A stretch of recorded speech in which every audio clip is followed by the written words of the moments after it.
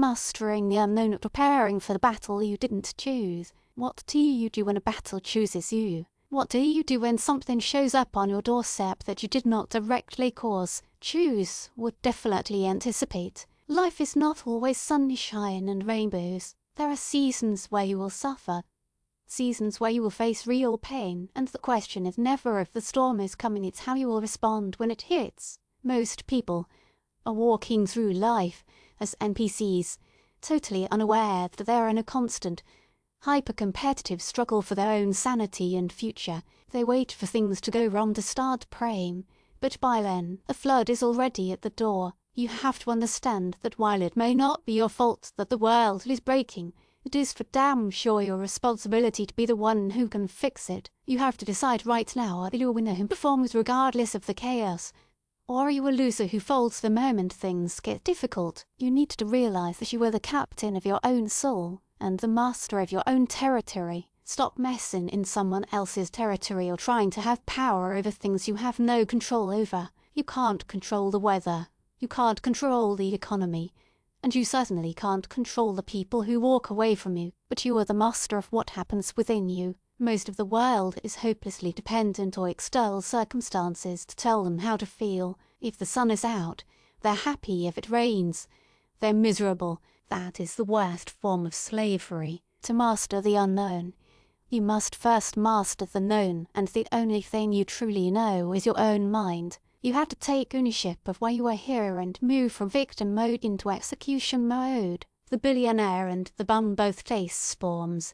The only difference is that the billionaire has built a vessel that can withstand the waves. Success is a slow process of building ground second by second. You have to practice who you want to be before the crisis hits. You don't just wake up one morning and find yourself mentally tough. You have to put energy into it every single day, specifically by doing the things you hate to do. When you run when you hate to run, or work when you are exhausted, you are callousing your mind. You aren't training for a race, you are training for life. You are training for that 2 o'clock in the morning call that tells you a loved one is gone or your business has collapsed. If you haven't calloused your mind through small, daily disciplines, you will crumble when the real pressure arrives. Most people are too soft nowadays.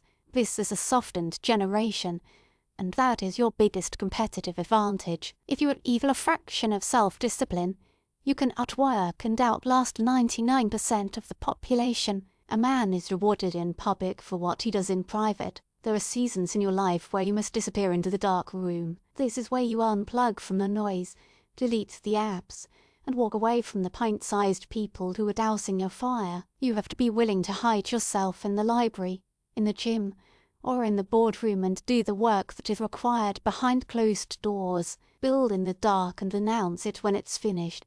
Excellence is the only brand that matters, and excellence shows itself even in the smallest tasks. If you can't lay one brick as perfectly as a brick can be laid, you will never build a wall that stands the test of time. Stop telling the world what you are about to do and start doing it. The unknown is only terrifying to the person who hasn't prepared themselves to face the dark. Human potential is not a peak, it is a trajectory. Life is a combination of time and energy. And time is rolling away for all of us at the same pace. It doesn't matter if you are happy or miserable. The clock doesn't care. It's only your energy that you can manage. If you bring your energies to a certain level of intensity, what someone else does in 10 years, you can do in 1. This is what it means to be impactful. But most people waste 50% of their life on basic maintenance and the other 50% in compulsive cycles of thought and emotion. They suffer what happened 10 years ago, and they suffer what might happen the day after tomorrow. They aren't suffering life. They are suffering their own vivid sense of memory and fantastic sense of imagination. They have turned their own intelligence against themselves. You are the biggest issue in your life, but you are also the only solution. This is inner engineering. If what happens within you is not happening your way, your life is an accident. When you live accidentally, anxiety is normal. You must reach a state where you are absolutely truthful with yourself. Stop bullshitting yourself with excuses like I'm not smart enough or I don't have the resources. If your current system of thinking isn't working, You have to have the courage to put away childish things and upgrade your mental software. You cannot win the war against the world. If you cannot win the war against your own mind, you must take command of your thoughts and emotions so that they become your instruments of function rather than impediments in your life. Once you are well engineered on the inside, no amount of chaos on the outside can stop you from rising. Many of you are grieving over what you didn't get, how you were treated, or why your life feels like a constant struggle. You need to understand the law of the arrow. You don't push an arrow to its target, you pull it back. That tension, that digression, that feeling of being dragged backward into the darkness, that is exactly what causes the release and the speed toward the mark. If your life has been tough, if your childhood wasn't that good, or if you've been hit with a brick from life, realize that the universe is just pulling the arrow back. The greater the digression, the stronger the progression will be. Every crisis and every difficult encounter happens just to make you better and help you rise. You cannot fix the storm, but you can remain steady within it. Your pain has a purpose, but only if you are willing to stay with the breaking long enough to receive the blessing. Failure is a massive part of being successful. You have to get comfortable with it. You have to actually seek it. Failure is where all the lessons are. Successful people fail a whole lot more than they succeed. They just extract the wisdom and use it for the next phase. Thomas Edison didn't fail 1,000 times. He found 1,000 ways that didn't work. Each failure was a stepping stone. If you are going to fall, then fall back, fall forward so you can see what you are going to hit. Never let a piece of adversity define your life. You hold the pen that writes your own story, and as long as there is breath in your nostrils, the story isn't over. Your ancestors survived the plague and the salt mines just so you could exist today. For you to sit on your arse and do nothing is a betrayal of your entire lineage. You owe them greatness. Fulfillment in life comes when you finally align your personality with what your soul actually came here to do. Most people are so busy wanting to be in someone else's life or chasing a title they think will make them famous that they miss the whisper of their own calling. I don't want you to just be successful. I want you to fulfill the highest, truest expression of yourself as a human being. When you operate from the interior of yourself, your work becomes authentic and you cannot miss.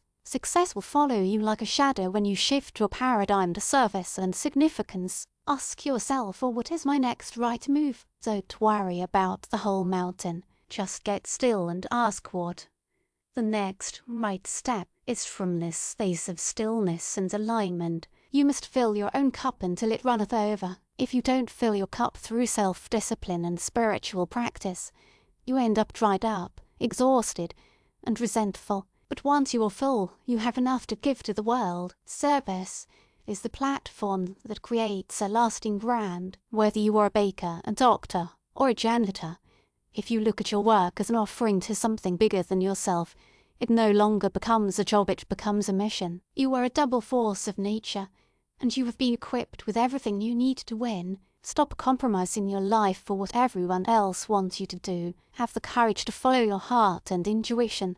They already know what you truly want to become. Everything else is secondary. The finish line is only a new beginning. Winners never stop. When they reach the top of one mountain, they look for a taller peak. It is the challenge and the journey that make the greatness. Don't tell me it's over. Tell me you're just getting warmed up. You have the fire. You have the truth. And you have the vision. Now, you must have the execution. Stop making excuses and stop playing a blame game. The unknown is coming, and it is going to hit hard. But you are not a victim of circumstances. You are the architect of your destiny. You have the same 24 hours as the giants who came before you. What are you going to do with your time? Go back to that mirror. Look at the champion staring back at you and decide that today is the day you stop being an NPC. Arise, put your crown back on your head, and let the world know your name. Put your slippers away under the bed tonight so that when you wake up, you have to get on your knees to reach them, and when you're down there, say thank you for the chance to fight another day. The battle you didn't choose is the one that will define you. Now, get up and go to work.